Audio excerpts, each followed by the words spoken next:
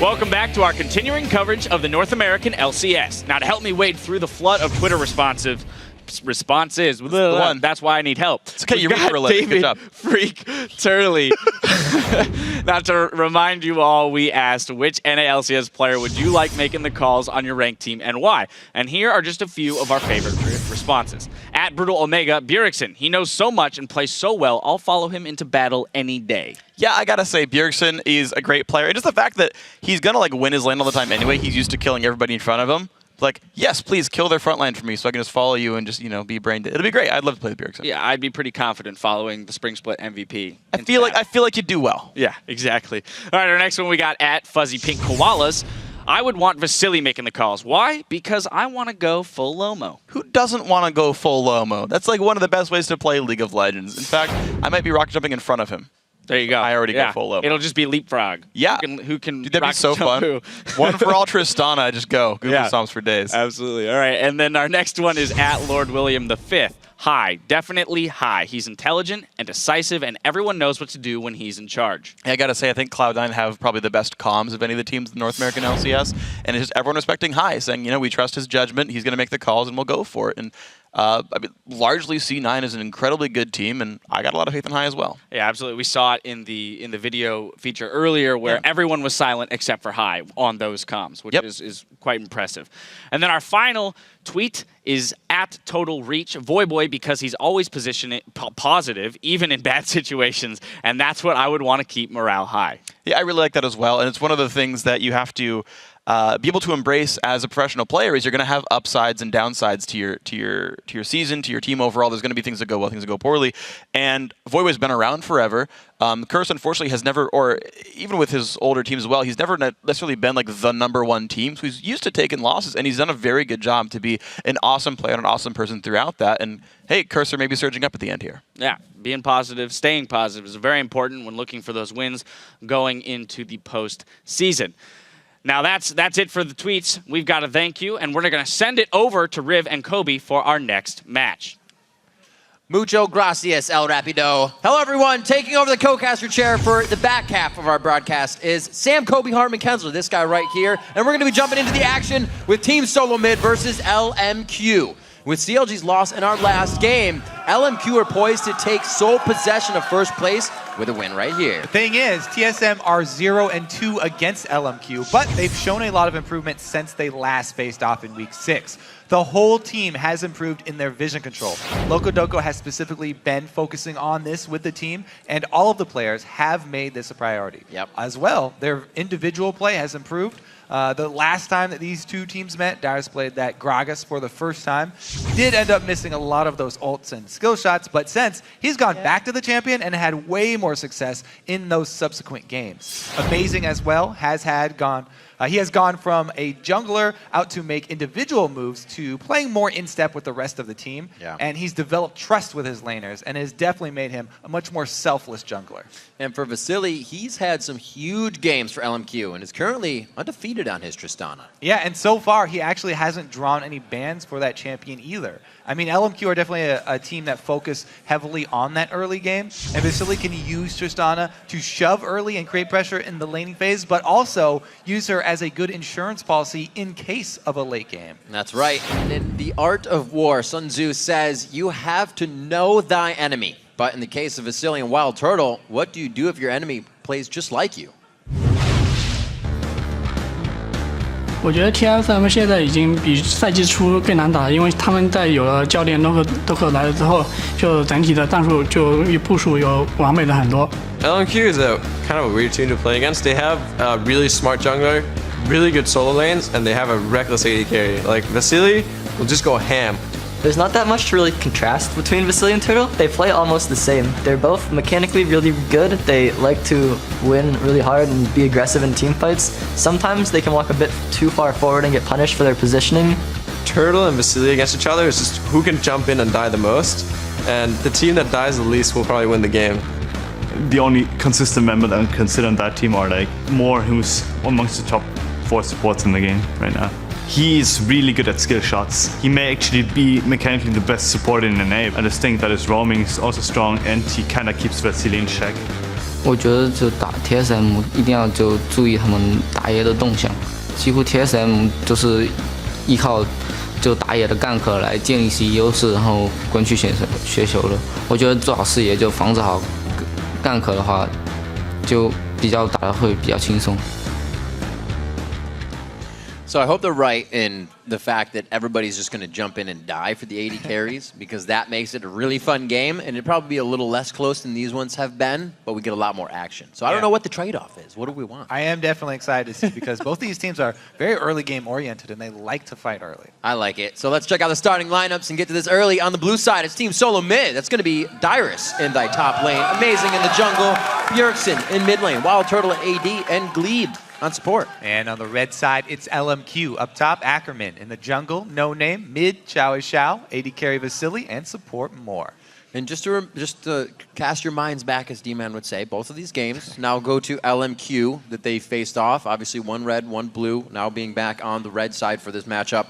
We'll have to see if they, with all that respect that they do give to the lanes, if they decide to, you know, strategically focus that respect that they give to the mid lane, that they give to the bottom lane, that they know Amazing can do things, or then does TSM, you know, focus out more, not give him any skill shot champions? Are they really going to stick with what they said, or do things change on the fly? Because we've seen that hurt LMQ in Champion Select when they try to change on the fly. I think there is going to be a lot of emphasis on the jungler's early moves in this game, because TSM really like to leverage Amazing to get the lanes ahead now in the early game.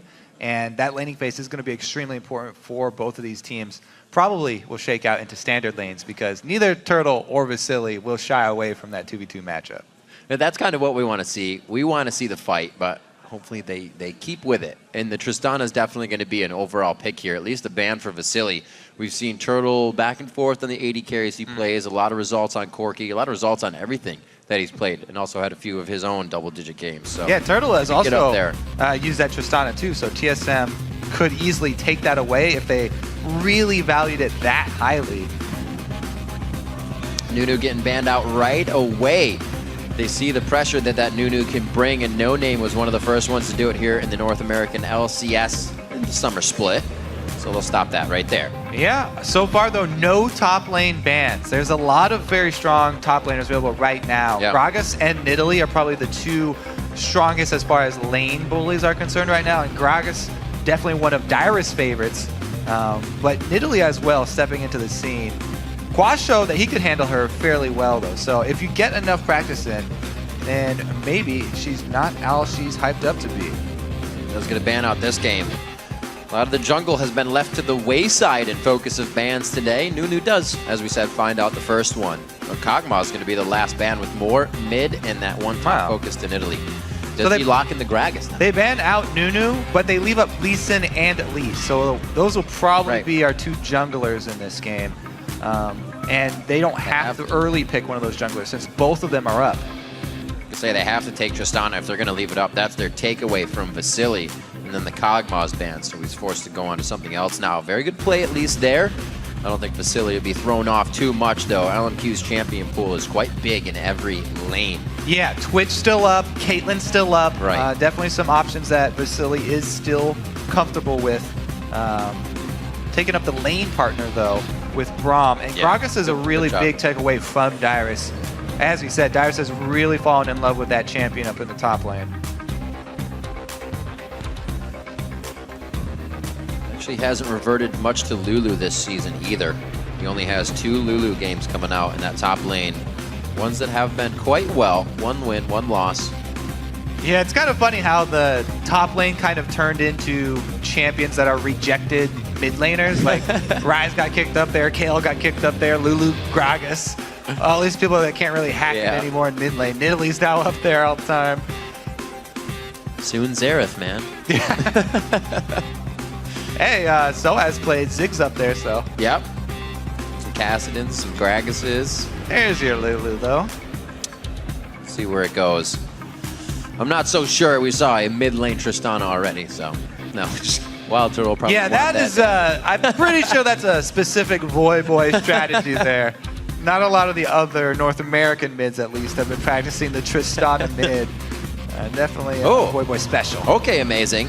Pulling out the Rango Knife Cat, it looks like they're gonna put together a composition that seems like it would kind of zero you out, but also want to keep the fight going for a while. Yeah, so the thing is, if you're picking Rengar over Lee Sin and Elise here, then you really need to make something happen with those ultimates.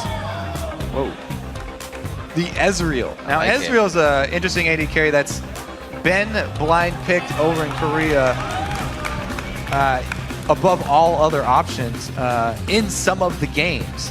And Vasily has always been a guy who really likes that champion as well, so opting for that instead of the Twitch or Caitlyn this time around. Ezreal's a very tricky champion. Depends all on if you hit those skill shots in lane phase. If you miss a couple in a row, then you can easily just lose out that entire lane. That whole team is skill shot dependent. LMQ is bringing out the skills on this one. We'll see if they can get everything to hit. They are a very mechanically enhanced team. Still, they go with the Xiao Twisted Fate. Looking back, he has. I'm wondering about that played it a mid few lane times. because anytime you're facing a Rengar jungle, your mid lane has to be real careful. TF is definitely a prime target for Rengar as soon as he does hit that level 6. And Xerath can easily follow up on any Rengar gank without giving away the Rengar gank because the range on Xerath is so long. Bjergsen doesn't have to play differently at all. Right. Doesn't have to give anything away. And all of a sudden, you're getting rooted by Amazing as soon as he jumps in with a 5 Ferocity Bola Strike.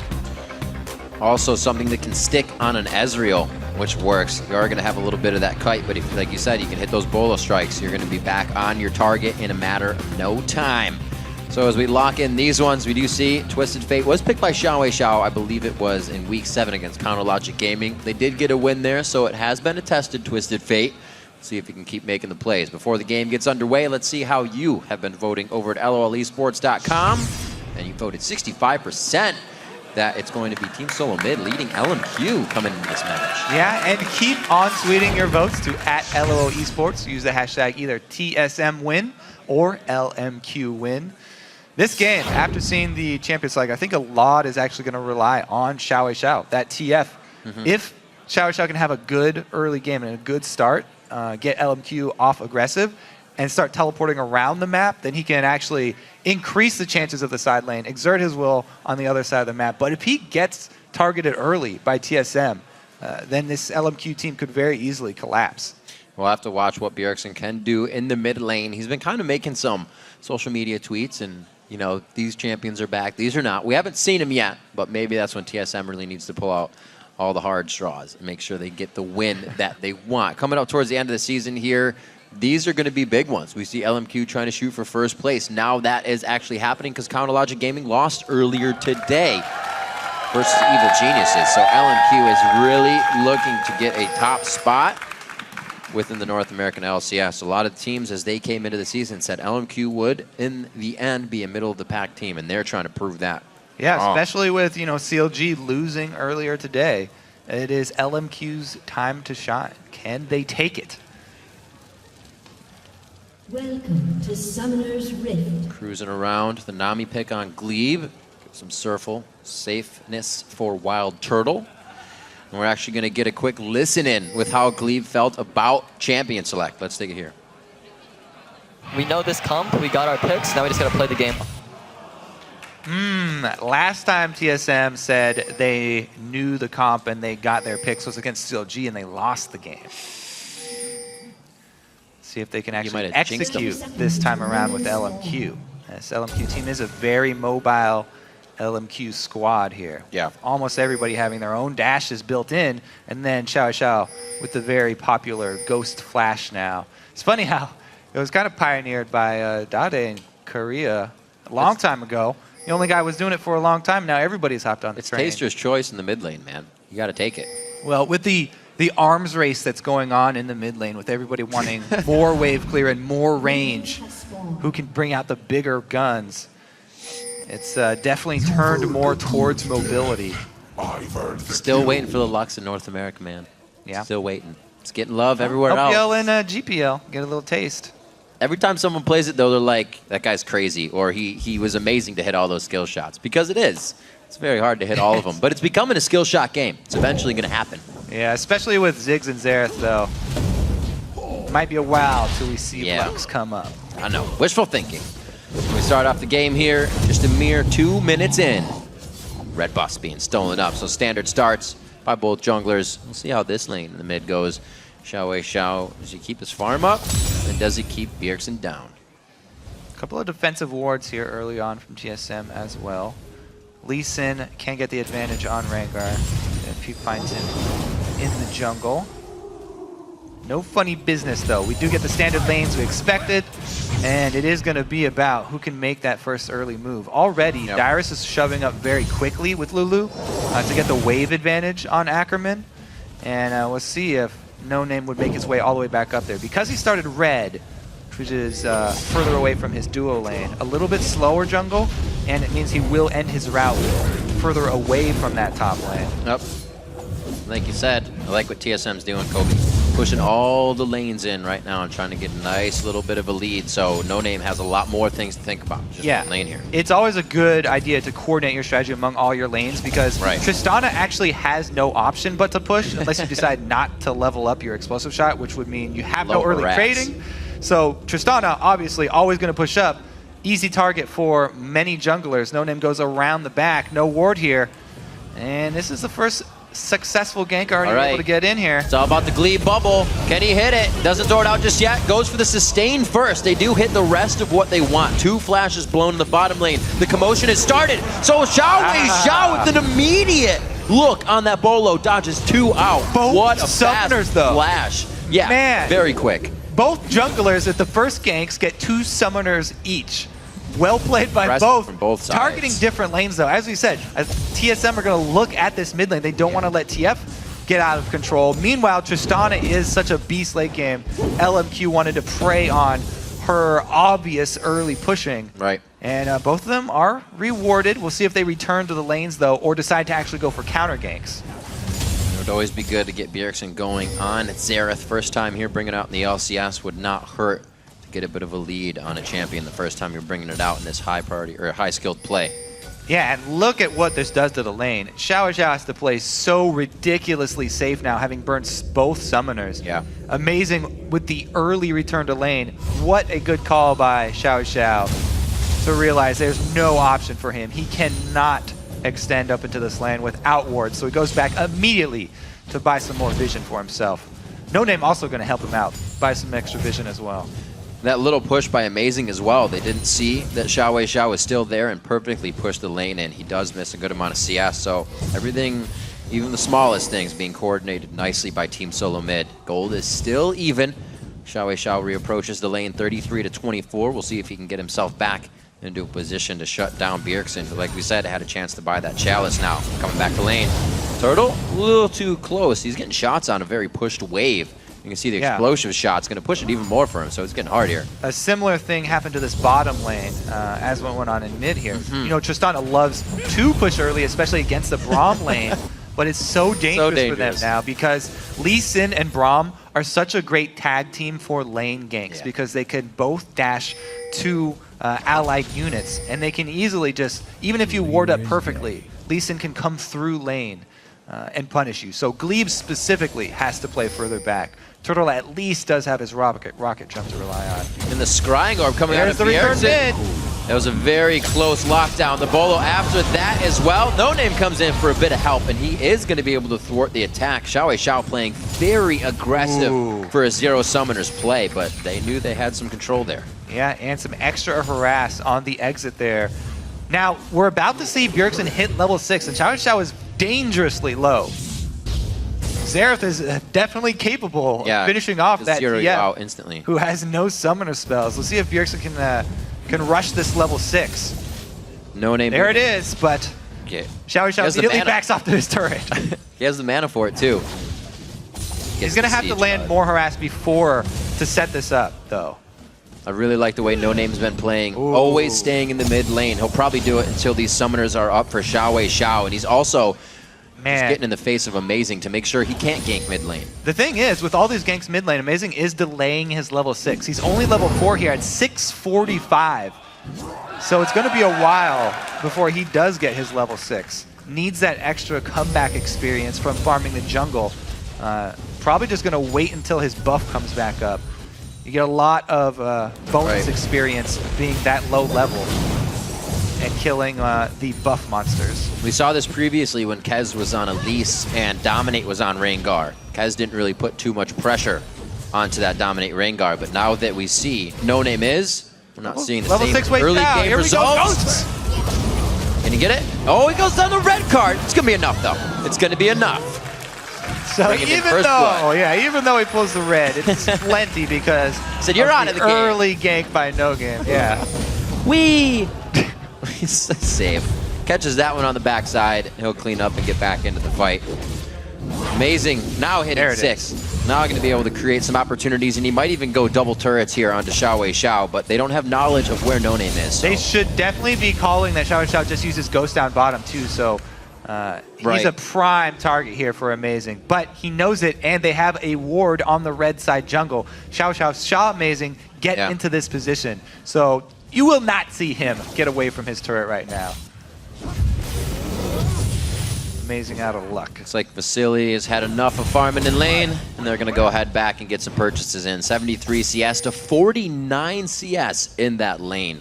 It's okay to be behind a bit with Tristana, but that's a good amount. Yeah, it was about the lane, the early lane ganks for the junglers. Like we thought, you can see the same discrepancy mid lane as far as CS is concerned. Right. The jungler impact on both of these lanes, you can really see the choices by both teams and which area they want to focus. Thing is, for TSM, even though they focused mid, Xiao still got off a successful first TF ultimate. Very good plays, and always making them count when they get the chance. LMQ rarely goes into a situation where you'll see them completely come out on the wrong end. Pushing up still from Bjergsen here. He tries to get the wave continuously cleared into the turret to keep eyes on Xiao. And no more cheeky Destiny plays. Setting up for a bit of dragon control here. We'll see if LMQ can get this with a ward being just in the back of Dragon Pit. Yeah, they got it. So No pressure. what happened is TSM stuck around to shove that last lane, preying on the bottom lane's back timers. Very good job by LMQ. That's the communication that we're talking about really early in the day, about communicating what time your lane opponents are going to want to return to base. You can keep track very easily just of the gold and estimate when your opponent is going to want to go buy their next item. Tristana goes back, having not purchased at all in the game, and they get the dragon for it. Not a lot of commotion is coming out of the top lane just yet. Ackerman's definitely been able to provide a very scary Gragas play, providing a tank utility for the team in the late game, and we know Dyrus to play quite a good Lulu in his utility, so much to see from them as this game goes on. 82 to 75 in that lane. Ackerman just off being able to complete his Rod of Ages for now. Dyrus has been happy to keep farming up. He says it's time to buy, Dyrus. Top lane back to their own devices because there's so much focus mid for TSM and bottom for LMQ. And again, you know, the bonus of focusing bottom lane is that you get that dragon control. Translates into a nice global gold lead for LMQ. Great harass in the top lane. Ackerman on the mini-map keeping Dyrus from backing there, being a little nuisance. We'll see if Amazing can get any movement out of this. Go ahead, place a deeper ward on Wraiths. They'll have some good control here of the map as TSM trying to make some moves after knowing they lost that dragon. They might want a little bit of something. All right, let's see what he can do here. Ultimate not used yet for Amazing. And Ackerman is going super aggressive. Oh, what a perfect time to get him using his ultimate. Dyrus is going to sit there and say, oh no, I can't fight this. But yes, I can. Here comes Amazing on the back side. And they bait in an Ackerman. So with Dragon already gone, that's the open time to go for those top lane ganks. Yeah. We'll see what they can do with that on the top lane pressure, though. Fast feet Xiao dodging out Bjergsen's skill shots on that one. They're able to turn this around and trade back a bit of damage as Moore throws up the shield. Now settling into mid lane, Amazing's going to be able to push top. TSM looks to get mid, and LMQ adapts to the strategy. What a roam mid from the bottom lane of TSM. The turret's not down. There's no... The wave was just shoved up, so they took the opportunity to go mid, and it's a good thing they did. Because Bjergsen going aggressive at the same time, LMQ were looking to make him pay for it. Lane swap here called for by TSM. because we are getting to that mid game where Tristana really wants to farm to a completed Infinity Edge for her next item, switching up Turtle to get a little bit easier of a farm lane here. This Ezreal, one of the things that he still has is a great build path. Trinity Force into Blade of the Ruined King is very popular and gives you a lot of skirmish ability. And with the focus from jungler down bottom, it's very easy for Ezreal to capitalize on any gank, whether it be from Lee Sin or TF. Ooh. Another red card. Speedy Whimsy. Xiao, another Destiny down to the bottom lane. That one wasn't dangerous, but it also didn't work. So we're going to get a push on the lane. We'll be waiting a little bit of time before LMQ really tries to make another push. And Vasily shoving out this bottom lane, they may be looking to answer the swap here from TSM. LMQ probably want to counter that swap. They've already sent support up top.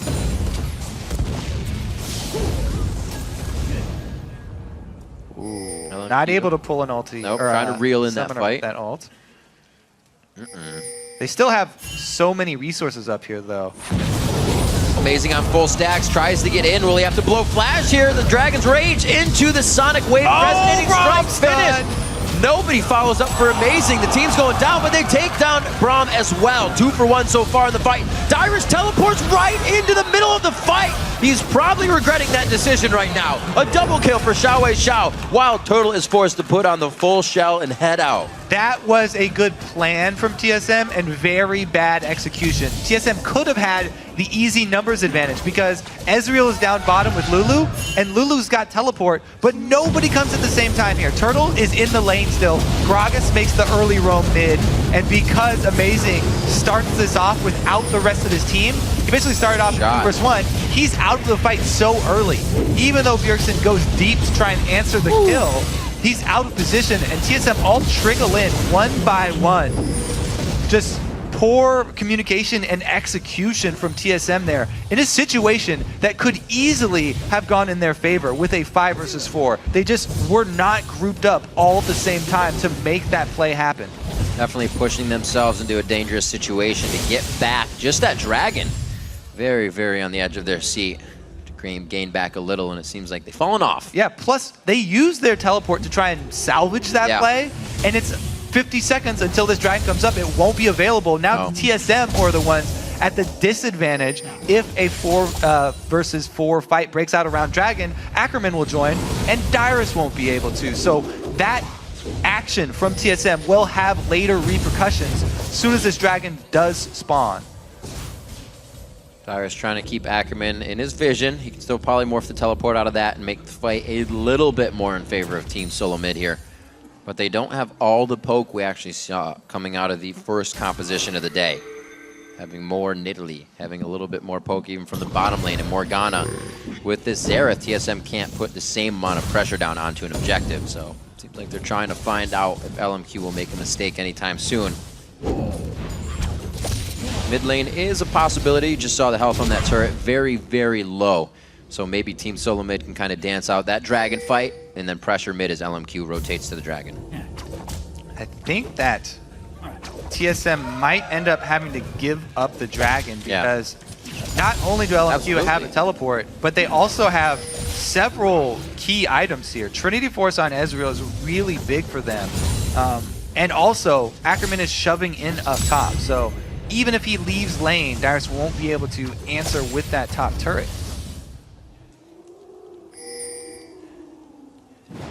Dragon's alive. You see most of TSM keeping those members in mid lane as No Name starts to get a lockdown on it. Yeah, if Xiao can hold this mid turret, this will be huge for LMQ and they can still get the Dragon. It's going to work on it. So Ackerman's going to shove Dyrus into his turret as quickly as he can and then get away from Dyrus. If he wanted to join, he would have to still get out of range of Dyrus. Amazing heads up top, so TSM make the call. They're giving it up. 100% giving it up. They do not want to fight it. No pressure on the mid lane either. TSM is spread thin across the map, and they get nothing out of that Dragon. Mid lane being a definite possibility as well. Yeah, they made the call for Amazing to head up top, but he's walking right through a ward, so TSM literally cannot get anything out of that. And again, this is because of the early move that TSM made on this red side jungle. Ends up making them lose lose out on a dragon. Uh-oh. You can see the priority. Oh, the gold card comes out this time. Third time's a charm. We're going to be locking this one down. He says, where are you going? Stay and have a drink. Dyrus goes down, 30 seconds on the clock. LMQ are just dismantling TSM, making them pay for that mistake. Whenever you're facing a TF team, especially, if you make one small mistake with your globals, then it snowballs very quickly. Xiao knows what he's facing. That's his main right there in Tristana. And he's going to be able to play against it very accordingly. 174 to 130. We saw that CS advantage coming, as we said, from the jungle pressure in the early game. And Vasili's been able to hold it very nicely. Heading to the mid lane, we can see priority on the boots selection. Alacrity for Xiao for playmaking. As little playmaking with his speed on the cards, but still there's playmaking in the distortion as well from Bjergsen. Yeah, the thing is, you would expect a distortion on Xiao too, right, because he also has the Flash Ghost, but he just wants permanent move speed. Yep, get those cards locked in. Not when he's blowing his summoners. Very interesting choice. Especially if you're running Flash Ghost. The value of a distortion enchantment just seems like it's so high. If it was for one person, it'd be Dyrus. I mean, they're bringing their teleports to Dyrus on the off chance that he's made it out on Whimsy every time. You know, Xiao's able to connect it. But that's a big buy for one dude. 5-2 here, 18 minutes on the clock. We're just gonna get some ward wars. Looks like they're jumping on Dyrus here, and they burn his flash for just the ultimate. Yeah. Now, the thing about the Alacrity upgrade for Xiao, the only bonus it has over Distortion is that in lane, it makes it easier for him to dodge Xerath harass. Yeah. So that is actually really important for him. And I'm pretty sure the only reason he is doing it this game is because they're facing the Xerath and he wants to dodge those long-range skill shots. We did actually see him using Ghost earlier in that situation to get out, so he'll be saving a Ghost, he'll be a lot more happy. You're right. Slow pushes on the top. Then they finally get it. 2-2 and turrets on the map. Bjergsen, they're finally looking to set up a little bit of this poke, and he can put out the damage. Yeah, half-life right there. No Name looking to get in from the side and make some moves. You can see this actually wants to be a very big move for Team Solo Mid. Bjergsen with the Brilliance Elixir in his inventory to get that extra damage out. These guys are putting some extra money into the stat. Whoa, they need to teleport early from Dyrus if they're going to get caught here. LMQ does not pull the trigger, though. Guess it was a defensive TF ultimate to save their blue buff. Good call by TSM, leaving Dyrus up top. They don't panic teleport down there, and they at least get a minion wave into the turret. Dyrus getting a really nice ward and a great minion wave in the top side to keep pushing, but he's starting to rotate over. Is he going to really try to steal out Red? They can still see Red is trying to run about. Amazing. Ooh. Taken out. Nicely done by No Name to steal it back. Wait, the rest of LMQ is kind of filtered in on the backside, and they didn't realize TSM was ready for a fight. TSM is going very low. The area of effect damage coming in huge from Ackerman. And they're going to continue this one on. The flash body slam into Glebe. They're serving up sushi tonight with a double kill from Braum. Continuing now, Wild Turtle. No jump, no reset. The artillery. Oh, Xiao's forced to turn tail there. Turns on the Ghost. And he says, that was close. Bjergsen laying down the cover fire there for Turtle. Scares off Xiao, and they don't chase down the extra kill, which was a very real possibility using those Alacrity boots. So here, even though they catch Vasili, and Bjergsen plus Amazing, crazy burst onto Vasili to take him out of the fight. They used everything at that point. Everybody's on the run now.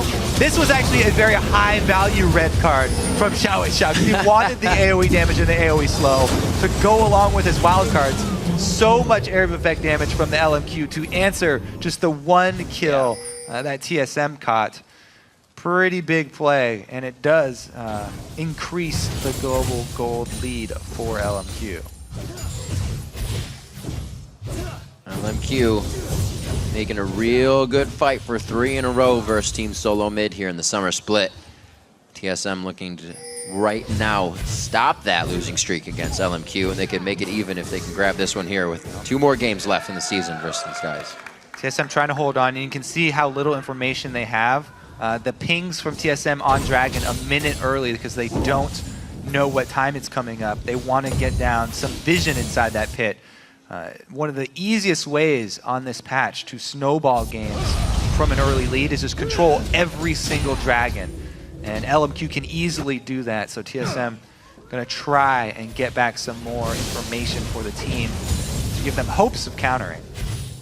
So much vision control from LMQ. Yeah. If you try and go anywhere near that Dragon Pit, you're going through LMQ vision. Security system. And they can easily pick you off. They've got such a mobile team and a TF to start it off who's already rushed his Zanyas. They're going to have a second one, too, coming out on Ackerman, so even more plays to be made when you're trying to focus down the wrong guy, which at the time will be right, but LMQ is ready to strategize around whatever you think you have planned. Dragon's going again, Kobe. 7,000 gold lead, 8,000 as they start this. TSM in a very, very scary spot here. They just go to try and steal it. No Name gets it. Amazing is going to be the first one in the fight. Even if he throws his ultimate on, he's going down immediately. That's the ultimate of Destiny coming out. Does he go in the middle of the fight? No, he goes towards the backside. Dyrus gets locked down. The late wild growth only stops LMQ for so long, and we can't even see Bjergsen on the screen. All of TSM has already left the fight. That's trying to fight from the outside. That's why that fight is so dangerous to go look at. Not only do LMQ control all that vision, but if you even get near LMQ, they will hard engage on you. All the champions are so mobile, and they have the early Zanya's TF. There's no way you're getting away from it. Going to contest a Dragon snowballs that one fight to not only a Dragon, but a Baron, which is ridiculously hard to come back from. Ginormous mid-game lead here from LMQ. That is huge. Junglers don't even have second items completed, and we're looking at Barons here 23 minutes into the game. Check this fight out one more time. Yeah, Amazing goes in for the steal, but he literally doesn't get a single spell. He got one spell off before he died, trying to get his heal, and it didn't matter at all. And then you can see, they just cut everybody off. They've got Ackerman, very mobile Gragas with teleport as well. And Xiao, there's no way you're getting away from him. I was wondering why Glebe held that tidal wave so long, and then I felt his pain when I watched Moore block it with a shield. Yeah, exactly. That's why people get so frustrated in the Nami versus Braum matchup, and that's why pretty much everybody, if you see the Braum first, go with the Morgana pick. It's those intense moments in a fight when you know exactly what your job is, but you're waiting for the other guy to make that one move. Held off for a long enough time, and they were able to take down Amazing. The fight in LMQ's favor, now leading to them pushing down mid lane.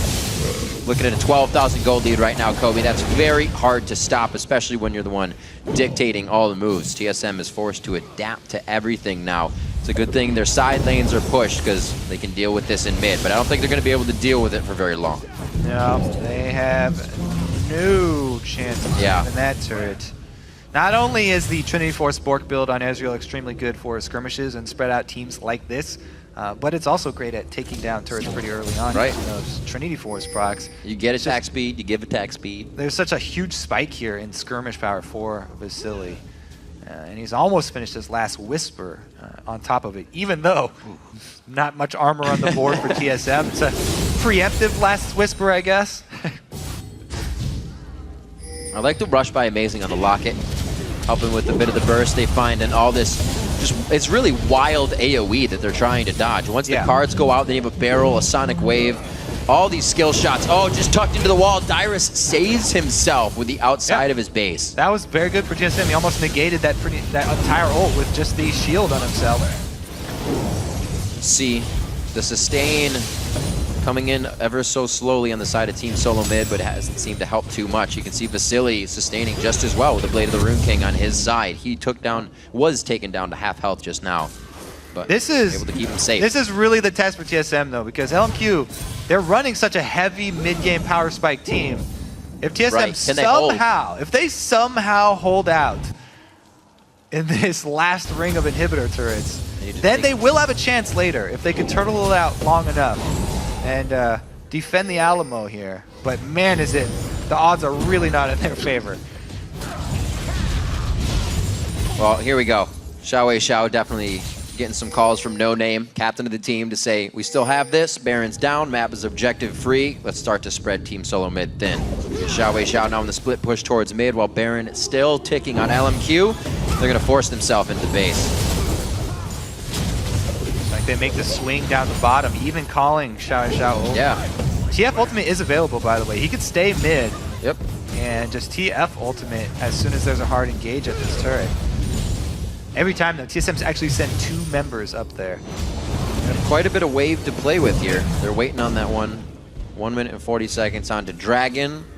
Really be the only thing LMQ would say. This is too much of a stalemate. We're getting nothing. Let's go get Dragon. So far, a good hold on Baron by Team Solo Mid. Only a bit of time left, maybe under a minute now left on Baron for LMQ to work this. Good shot. LMQ gets caught. There's the tidal wave as they ride it.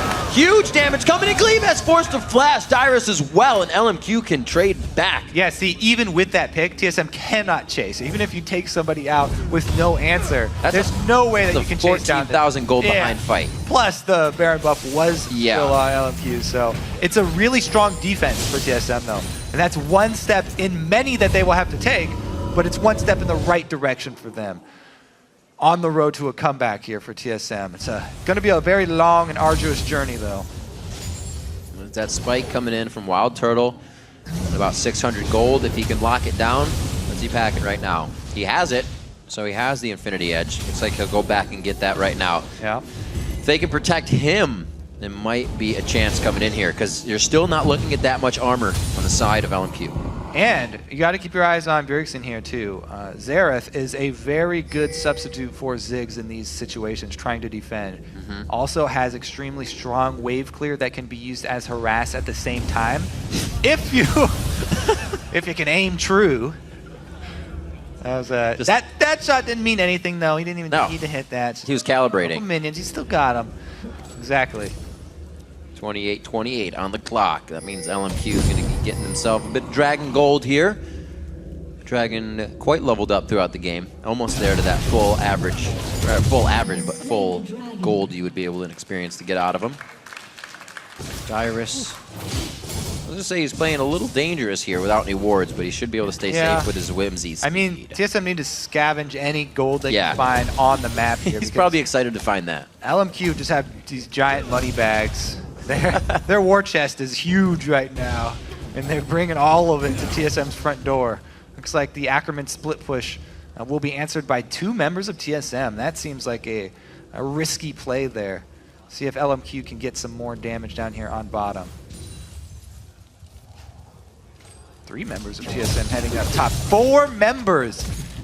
That's a large commitment, but LMQ not shoving heavily. I'm interested to see if LMQ starts working a few of their teleports. Obviously, it's not going to be Xiao Xiao in the bottom lane for this Baron. Maybe it will, but it's going to be hard to get all the way up there. He's got to make a quick jaunt before he does it. They want to at least secure everything on the map so that if LMQ make another mistake and TSM get a couple kills, then at least there won't be anything on the map for TSM to take in retaliation. So LMQ just biding their time, keeping up the pressure until Baron spawns, at which point they can just start up the Baron. And if TSM come, then that's great for them too, because they can bait them in through all the vision that they will have around Baron. But if TSM don't come, then they also just get the buff, and then we'll turn towards the turrets once again. I'm interested to see if some kind of crazy teleport comes out of Dyrus. He's got captain boots. So if he gets somewhere in place for the team to keep catching up, very interesting buy from him on the Acidity captain. Yeah. Right now, since Dyrus is always on the back line, the captain boots are mainly for retreating. Right. No, yeah, anybody on TSM who gets too far ahead. Follow me. Let's see what happens here. TF ulti does spot them coming in, and TSM do not make the call to go rush in, which would be definitely detrimental to their health. See if they can hold on here. This last outer turret should probably be given up by TSM. That is a very dangerous turret to defend, and nobody's in position. Dyrus, though, has to be real careful. Dyrus is trying to get that last outer from LMQ down before returning. That could cost him inhibitor. He's got a lot of damage to do on that turret. Okay, he's got his teleport. He's actually teleporting, not recalling. He might get there in time. He actually teleports right back to the mid lane inhibitor turret. Still goes down. You're right, Kobe, and we're going to see the inhibitor now taking too much damage to be stomped. LMQ is not even pushed off. That's the Ackerman ultimate coming out. They still hold theirs, however, on the side of Team Solo Mid. Nothing too big was used. Just the teleport in. You cannot mess around with your inhibitor turrets. We've seen this so many times, especially in the North American LCS. Teams trying to answer some sort of little split push to grab a tiny bit of gold for their team. That outer turret of LMQ will not be the difference in the game. But holding onto every inhibitor turret is basically the only hope of these teams that are so far behind. Once that inhibitor turret line gets cracked, it's so easy for the team that's up over 15K gold to just rush right in. Right, it was his 18K gold even. LMQ are up right now. And history is really repeating itself in this game, Kobe. Previously, as we've seen in these games, it was 43 minutes and 54 minutes. Yeah, they got the turret. They lost out the local gold though, so it's only half. Always trying well, a little bit more than that. But as soon as LMQ was able to get those inhibitors, it was less than a minute, then the game ended. So as soon as they break that open, it's very quick to the end. And we'll see if they can do that once again here versus Team Solo Mid, a team that has not been able to get the number of LMQ. It's been very much the other way around in every game. Yeah, massive mid-game LMQ here, looking like the #1 team in North America right now. Oh my gosh, they're not even past the turret and they can still just shoot out damage. Deep again. Turret goes down, they may still have control over this fight though, as chaotic as it looks. Still sending TSM into a frenzy. 2 are down. No Name is the only one that has fallen right now, and they still have the crowd control to continue the fight. Xiao gets shot back a bit, but they are going to be able to return to another inhibitor. Looks like they want the bottom now. They're going for everything. Actually, that was just going to be amazing going down. LMQ, very textbook play all throughout the match. If they needed the Baron, they took the Baron. They needed a Dragon, it was theirs as well. And when they wanted it, they got the Nexus. 33 minutes in, LMQ takes down Team Solo Mid. Great game by LMQ. They were able to take that one mistake from TSM, where TSM used up their global teleport. Dyra's teleport going up to the top lane or to the red buff, and TSM not getting anything out of it, pretty much snowballed the entire game against them. LMQ were able to make use of their mid-game power spike very effectively, steamroll their way to victory. GG's, handshakes, and camaraderie from both teams. Very well played coming out of LMQ. We saw the Xerath from Bjergsen as he tried to bring something new into the NA scene. Did not work out with the control that was actually given in the mid lane by Xiao himself. At first, No Name was focusing on bottom, so Xiao fended off gank after gank, blowing Ghost and Flash, and then coming out on top of that lane. Bjergsen was one of the players we were to OP5 to watch this weekend. Had a little bit of a struggle there in the game. But yeah, Team Solo Mid definitely didn't play up to par there as a whole, though. You definitely do have to give the props to that guy right there, Xiao, for playing that TF versus Xerath Rengar. As soon as he burned both of his summoner spells, had to play extremely passive, never got killed by the Rengar ultimate gank, and he still was able to get his TF roam down bottom and get that guy Vasily ahead, which was really where LMQ got a lot of that early game power, getting Vasily buffed up in that lane and pretty much using that to start off pretty much all of LMQ's plays. LMQ really getting a lot of solid picks in the Gragas, the Lee Sin here, the Twisted Fate, and a Braum for more. Braum's Thresh Moore's Thresh or Braum are just scary things to play against. So to see Team Solo Mid come in, I thought it felt very good for them to get the Tristana in the beginning. They stopped Vasily from getting that, but we saw a just kind of different side of LMQ that we have seen before, where they say, it doesn't matter if you try to take things away from us, our champion pools are that deep that this is still comfort level play, and they showed it on the champions that Ezreal and back on the Twisted Fate for a second play. It just seemed like they'd play in them every day. It's like riding a bike. Yeah, these picks are no surprise from LMQ. They love that early game. They love the strong mid-game champions, and TSM knew. Everybody knows this about them, and they thought that they could have that counter. But maybe that misuse of globals was just too much. Right, all right, so LMQ grabbing first to break down LMQ's win. Let's send it over to the guys at the analyst desk. Thanks, Riv. Now, guys, that was a commanding win by LMQ, and they now have first place all to themselves. Zyrene, are they there to stay? Man, you asked me this back at Super Week. I think LMQ is the #1 team right now. Big thing about them, and I don't know if you guys knew this, but 8 out of the 9 weeks, they have been tied or in first place so far this split. They have always been there, except for week 2, where they had a little bit of a slump. They're very consistent in their play, and people actually don't realize how good they are. Xiao has been 3-time weekly MVP this split, and nobody else in the NA LCS has gotten more than 1 this split. They are a huge team that has a ton of aggression and individual skill that transitions into a lack of hesitation in team fights, and they come out on top consistently against every team. So is that coordination and teamwork freak the reason that they're able to stick with kind of more conservative is the wrong word, more usual picks when going into Champ Select? Is that what's allowing them to do that and then still come out with these wins? Yeah, when I first came in, I thought, okay, a lot of LMQ's early success is because they have the undisturbed roster. They're just on the same page more than anyone else. And the rest of the teams, the CLGs, the TSMs, they'll just level up throughout the season and do fine. Turns out the other teams are leveling up, but LMQ continues to improve. They find new ways to get better, which is incredibly impressive to me. And yes, they can keep playing the same style. We're going to play aggressively over and over again, and that worked. What I like about that, though, is they're actually finding these small ways to tweak it. Ezreal is not the most common AD carry. I know it's a Vasili's champion pool, guys. I realize Vasili plays some Ezreal, but just the fact that, like, Ezreal TF is not a combo we see very often, but it's so good because he's one of the few AD carries, basically like him and Graves, who can actually reach the target of a TF ult, right? The fact that everyone on that team, Lee Sin, Braum, Gragas, they can all reach that guy that Xiao goes and finds, and Xiao went off that team. He found so many kills for his team, and the fact that they're finding more ways to express their old play style is awesome. Yeah, and I absolutely love that about LMQ. I was talking to some challenger players, and they were saying my favorite person to have on my team in solo queue is either Vasili or Xiao. Because even if I go in and I'm being really dumb, they follow me, and it turns out to be a really great play, even though I didn't set it up appropriately. Yeah, absolutely. I mean, we were talking about that earlier for you and I, just about the fact that they follow the calls. They're 100% committed to being and committing as a team.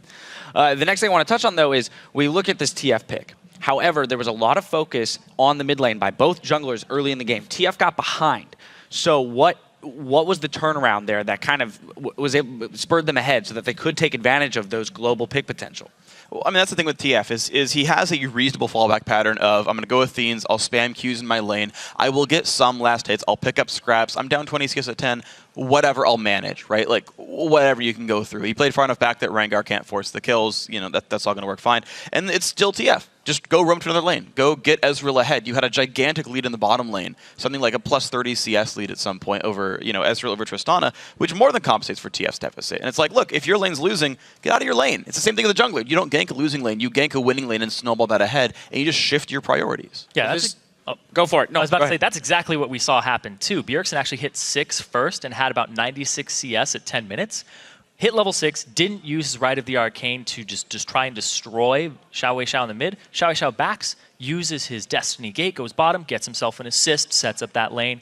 Amazing continues to push the mid lane, and then he starts roaming up top, gives them dragons, gives them all this control. So I think LMQ had complete control of that game from start to finish off of these champion picks and their coordination. And this matchup brings Vasili to 3-0 against Bjergsen, who was our Spring Split MVP. So my next question is, what's the deal there, right? Is this Bjergsen falling off? Are we watching him, you know, deteriorate or fall from grace? Or is it instead that, hey, Xiao, this new guy, the meta's fitting him? What's going on there? I definitely think Bjergsen is still incredibly skilled, right? You still consider him top 3 mid laners in North America. In fact, we're seeing him like build the gap over guys like Shifter, where I think it's increasingly apparent that Bjergsen's a better player there. Where I was like, I don't know, maybe Shifter's #1, maybe it's Bjergsen, maybe it's Xiao.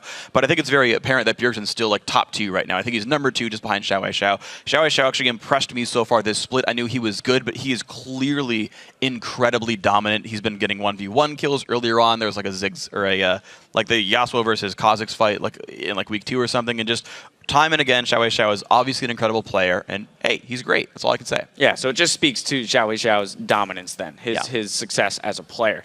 Zyrene, we're going to pull up a little replay here about 13 minutes in around the red buff, the northern red buff. If you could just walk me through this as a 3-for-1 trade here. Yeah, and what ends up happening is amazing. He goes in, and he goes in a little too soon without his team. LMQ, they pull an LMQ. TSM tries to pull that strategy where everybody comes in to make it a better play. We're going to start rolling it right now. And Dyrus, he TPs in late. And it's a huge part of it. If he had TP'd in about 5 seconds sooner, it would have been a fantastic play. He ends up getting picked off there. Amazing is no longer involved in this fight. And Xiao just roams. He walks over, doesn't need a Destiny Gate, and it was on cooldown. And they fight in this horrible passageway and trickle in. Wild Turtle, he started top, looped all the way through the river, and wasn't even a part of that fight till the very end, and just added on a little bit of damage. So this is them taking advantage of their mobility as a team, having that TF, but then, as you said, their commitment to whatever call's made. We're going in, we're going hard. Yeah, and what Freak said on the team comp, everybody can follow it up with those picks. And it's the one difficulty, though, because occasionally you'll see LMQ slip up. Their loss against Cloud9 a few weeks back was the key example of that, where just sometimes they go a little bit too hard, the call is wrong, and about 85% of their calls are correct. But that 15%, if they're wrong and the other team is actually there to defend, they can toss a game away. And that happens every once in a while. It's part of the reason LMQ has a few more losses on the record than maybe they would like. But they're right so darn often that in a regular season situation, it's going to work out more often than not. They're in first place. In a best of 3 or a best of 5, it's typically going to pay out as well, and they'll win, I think, really well in the playoffs on top of that because, look, they might lose that one game they shouldn't have lost, but they're going to keep winning the ones they're supposed to. All right, well, let's jump into another replay freak that arguably won them the game with those calls right there. The 22-minute Dragon fight where they go 3-for-0 and take the Baron off the backside. Yes, this one's weird for TSM because they've got Amazing trying to go for a steal, and he just basically face checks a pink ward. So roll the clip out. They're going to see LMQ set this up, right? They can see Amazing. He's ready to kind of walk forward, and it's just so easy to be like, hey, you know what? Just hit the spells on him and kill him, right? Glacial Fissure. They just all go in right away. More even go, not, No Name goes in, just kick him back to guarantee the 1 kill, and then it's just a 5-on-4, and they just simply say go, right? Xiao TPs into the far back lines knowing that no one's going to jump onto him. And this is a team comp where they just can keep chasing, keep picking up kills, right? Blow the quote on the first guy, that's fine. I mean, they Glacial Fissured and Lee Sin ulted for 1 person and said, okay, 5v4, just keep going without ults. What I love about the way that LMQ team fights is that they just create chaos, right? So often, we saw it in the first game of the day, both teams posture 5 against 5, and they kind of trade skills back and forth, things like that. LMQ is like, we're fighting, and we're going to fight everywhere, and I'm going to duel you one-on-one on the side. I'm going to, we'll have a 3v3 over here, and then Xiao is going to go through the back. Like, it's just like, they create this chaos, but they work so well within that chaos. Yeah, and LMQ's never going to run a comp like Curse or Dignitas, in my opinion. It's not their style, because that was kind of, if you imagine a medieval battle where both sides only has archers and they're just slinging arrows at each other, just hoping the other side would just completely fall down, they're never going to play that. Their archers have swords. They're going to run up. Vasily rocket jumps in all of the time, and even if Xiao is playing a ranged mid laner like TF, he's going to dive you. Right now, he's been practicing a lot of Lucian in solo queue mid lane. I think if he whips that out later on in 4.12, he's just going to be right up in your face, dashing all over the team. That is their style, and they love to go in and make no apologies for their actions either. And there's actually one extra bit to LMQ as well, which I really like. It kind of rounds them out a little bit, is they actually do have the ability to play still aggressive but not divey teams. Like, the old standby for this team was like Nidalee Lucian. Yes. Was like, that was their Challenger Series bread and butter as they made it into the LCS, was like, that's not a dive team by any stretch of the imagination. Well, maybe New Nidalee is now, but like, by any stretch is that not a dive team. But it was still an aggressive team. It was, we're going to show up at 1 or 2 items, and we're just going mid lane.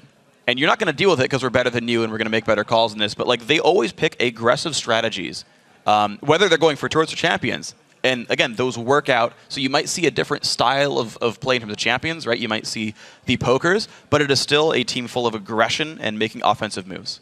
All right, Freak. Well, talking about team fights, they play CLG tomorrow. Arguably one of the better team fighting teams. They have great map rotations, things like that. This is to hold on to first place. What do they need to do specifically against CLG to come out with that win? To me, it's basically make sure the double F train doesn't get rolling. Like, CLG right now, they looked really weird in that loss they had earlier today, right? And losing to EG is very strange for a team. Like, it's only happened 6 times, right? Like, it causes you to really look at that when that happens. And I think you keep the double F train from rolling down the station, and then you're just like, well, Xiao is going to crush Link. And like, down the line, like, I just feel like it should just be a match of the LMQ wins. Anything to add there, Zyrene? No, that's pretty much, I'm going to go pink Pokemon on that one and say ditto. Yeah. That was great. That's all I got for that. That was so awesome. All right, well, thank you guys for all the insight. We'll see how LMQ does tomorrow. We've got a first-place team for the first time, if only for a day. Sure. We'll see. Now, we've got to take a break while we set up for our final LCS game of the day, Cloud9 versus Complexity. Don't go anywhere.